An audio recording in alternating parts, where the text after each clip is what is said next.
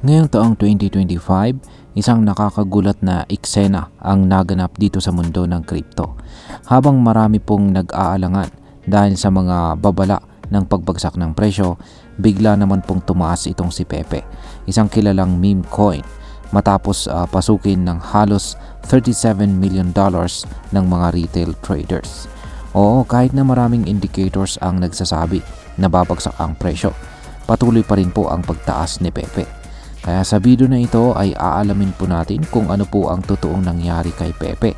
Bakit po siya tinatangkilik pa rin ng mga investors at ano po ang ibig sabihin nito para sa atin bilang mga Pinoy crypto traders at investors na interesado kay Pepe. At ayan, bago po tayo magpatuloy ay pakibasa na lamang po muna ang disclaimer dito sa ibaba ng ating screen. At ayan, simulan po natin sa unang katanungan kung bakit po pinapasok ng mga traders si Pepe kahit may mga crash warnings. Yan, ang unang tanong ay bakit nga ba tinutuloy pa rin ng mga traders ang pagbili kay Pepe kahit may mga babala na ang presyo nito ay bubulusok. Yan, pababa. Ang simpleng kasagutan lamang sa mga katanungan na yan ay dahil po sa potensyal at saka hype. Si Pepe na isang Solana based meme coin ay kilala po sa pabago-bagong galaw ng presyo nito, pero malakas ang hatak sa mga retail investors dahil kaya po nitong magbigay ng malaking kita kung sakto po ang timing. Sa kabila po ng mga bearish o negatibong market sentiments, ay nagkaroon po si Pepe ng 3.22% na pagtaas ng kanyang value nitong nakaraang linggo. Ibig pong sabihin ay kahit mukhang delikado po ang kanyang galawan, may mga investors pa rin na naniniwalang kaya niyang umakyat.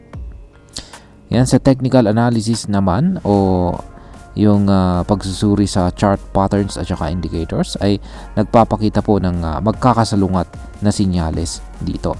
Sa isang banda ay makikita po natin dito ang isang ascending triangle pattern na karaniwang indikasyon ng posibilidad ng pagtaas ng presyo.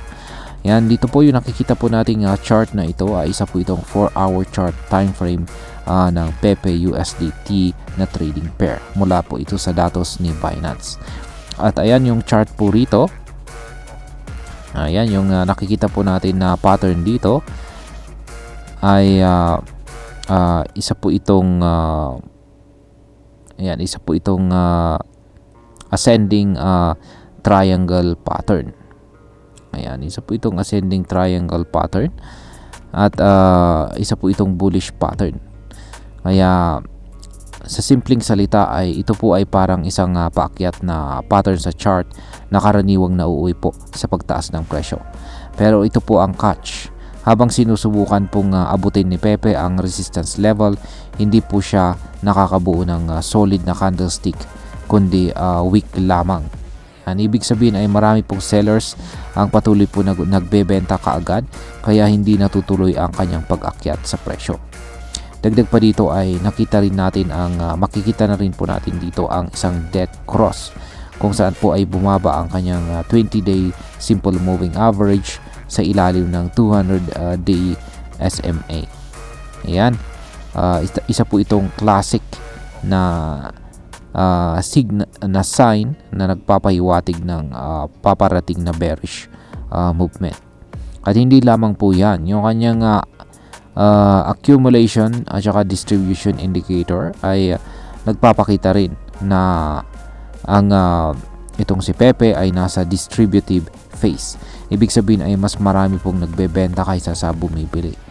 Bumaba na rin ang kanyang trading volume ng halos 36.4% kahit na umakyat pa ng 1.49% ang kanyang presyo sa loob ng isang araw.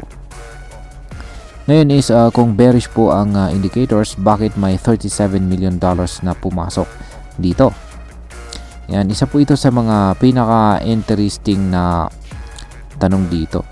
Kahit na sinabi ng mga charts, yan, kahit na ipinapakita ng mga charts na pababa ang galaw, may mga spot traders pa rin na bumibili ng $37 million na halaga ni Pepe. At ang tanong ay bakit? Yan, ang simpleng kasagutan dyan ay meron pong dalawang posibleng dahilan. Una ay ang strategic move. Ayan, strategic move na ito ng mga traders. Ayan, so talagang strategic move lamang po ito. Ayan, kaya bumibili po sila habang mababa pa ang presyo upang para kapag tumaas po muli ang presyo nito ay malaki po ang potential gains nila or pwede po nilang kitain. Pangalawa ay ang tinatawag pong sentiment-based investing. Marami pong retail investors ang naniniwala sa community at memes na nakapaligid po kay Pepe. Hindi ito isang basta tungkol lamang sa charts, kundi sa paniniwala na kaya po niyang sumabog gaya noong unang bugso ng mga meme coins tulad ni Dogecoin at saka Shiba Inu. Hindi rin ito ang unang pagkakataon na may malaking pumasok na halaga kay Pepe. Noong March ay may halos $53 million na binili sa kanya. Yan, binili po ng mga buyers. Malinaw na may mga malalaking players na patuloy na naniniwala dito kay Pepe. Ngayon ay may posibilidad ba talagang bumagsak ng 11% ang presyo ni Pepe? Yan, oo, ayon po sa indicators at saka market volume, posible po talagang bumagsak si Pepe ng hanggang 11%. Kaya yan ay kung magpapatuloy po ang bearish sentiment at wala na pong bumili. Ang problema ay may disconnect na nakikita natin ngayon sa pagitan po ng price at saka volume. Tumataas po ang presyo kahit na bumababa ang trading volume. Karaniwang sinyalis po ito ng unstable na recovery at madalas na nauwi ito sa pullback or pagbaba ng presyo. Kaya dagdag pa rito ang funding rate ay nasa negative 0.0097. Ang ibig sabihin nito ay dominant na ngayon ang mga short sellers o yung mga tumataya na babagsak ang presyo. Kaya sila na ngayon ang nagbabayad ng fee para mapanatili ang kanilang position. Ngayon is ano naman po ang ibig sabihin ng galaw ng market para sa mga future investors? Ayan. Ang nangyayari po ngayon kay Pepe ay tila isang labanan sa pagitan po ng bullish at saka bearish factors. May mga technical indicators na nagsasabing posible po siyang tumaas, pero may mas marami ring signals na nagsasabing posible siyang bumaba. Para sa mga gustong pumasok po ngayon, high risk, high reward po ang galaw. Kaya kung tama po ang prediction mo, posibleng magdoble po o magtriple ang kita mo. Pero kung mali ang timing, maaring malugi ka po kaagad ng 10% o higit pa sa isang iglap lamang. Ang mga ganitong klaseng asset ay para sa mga may matibay na risk management. Hindi ito para sa mga gustong mag-invest ng lahat ng ipon nila sa isang coin na unpredictable ang galaw. Ngayon is pag-usapan na po natin ang posibleng maging epekto nito para sa atin bilang mga Pinoy crypto traders at investors. Ayan. Bilang mga Pinoy ay mahalaga pong maintindihan natin ng hype tulad po nito ay may dalawang muka. Oo, nakakainganyo ang biglaang pag-akyat ng presyo, lalo na kung nakikita natin na kumikita ang iba. Pero hindi po sapat na basta na lamang po tayong sumubay. Dapat na rin po nating i-consider ang mga indicators at saka technical analysis. Kung wala po tayong plano, posible po tayong maipit sa mataas na presyo at malugi kapag bumagsak na ito. Kaya mahalaga pong mag-set tayo ng stop loss, mag-diversify at huwag po nating ilagay lahat ng ating puhunan sa isang coin lamang.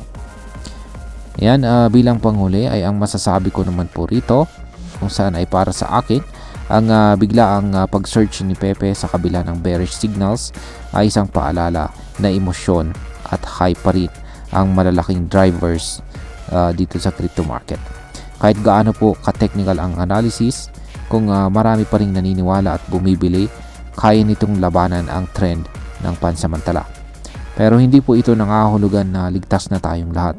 Kung papasok po tayo kay Pepe o kahit sa anumang volatile na asset, dapat alam natin ang risk at meron po tayong exit strategy. Ang crypto market ay parang dagat. Kung marunong po tayong lumangoy, pwede po tayong makaligtas sa alon. Pero kung basta lamang po tayong tumalon, posible po tayong malunod kaagad. At ayan, hanggang dito na lamang po tayo sa video na ito mga crypto. Marami pong salamat sa panonood. Ingat po tayo lagi at God bless po sa ating lahat.